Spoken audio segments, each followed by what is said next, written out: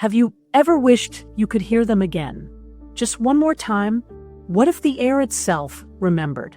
Echoes in the dust. Dust motes danced lazily in the afternoon sun, settling like forgotten memories. A faint static clung to the air, not from electricity, but from the countless silent voices trapped within the very fabric of space. Ever since the reverberator became commonplace, the world had tilted on its axis. Now, you could listen to the echoes of the past, the voices of those long gone. Alera held the worn, scratched Reverberator Mini in her hand. Its casing bore the marks of time, as if memory itself had etched its passage onto its surface. She lived alone in a small apartment, every corner whispering with the ghost of her grandmother's presence.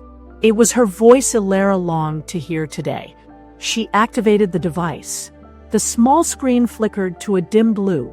A few silent seconds stretched, thick with anticipation.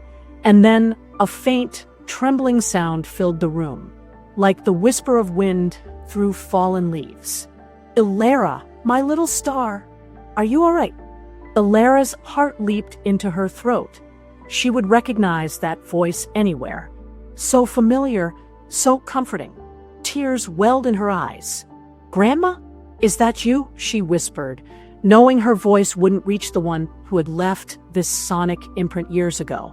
The voice continued, looping like a scratched record. "Baked your favorite cookies. Come over, sweetheart. Let's have tea." Alera listened, holding her breath. It was merely an echo, a residue of sound waves captured by the environment at the moment of utterance. But to her, it was more than just sound. It was a touch from the past, a connection to someone she had loved. Since the advent of reverberators, society had fractured. There were those who found solace in them, a way to hear the voices of loved ones again, to fill the void of loss.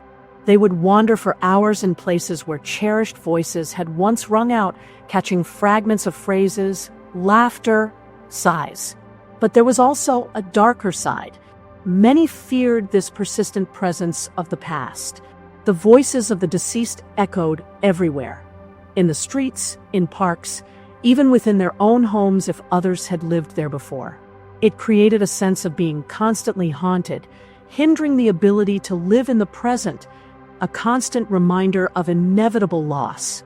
Authorities had attempted to regulate the use of reverberators, imposing time restrictions and silent zones, but the echoes of the past still seeped through like dust through cracks. Alera often visited her grandmother's old garden.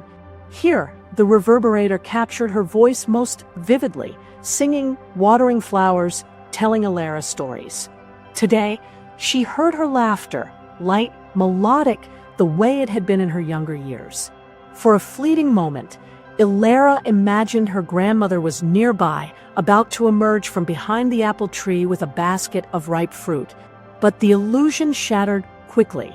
Only the faint sound remained, dissolving into the rustling of leaves. Alera sighed. Reverberators offered comfort, but they simultaneously underscored the irreversibility of the past. They allowed you to hear voices, but not to bring back those to whom they belonged. She switched off the device. The silence descended abruptly, deafening in its emptiness. Alera stood up and slowly walked towards the garden gate. Ahead lay the present day, with its own sounds and voices. And though the echoes of the past would always linger, she had to learn to live in the now, holding the memories in her heart, not in the dust of electromagnetic waves.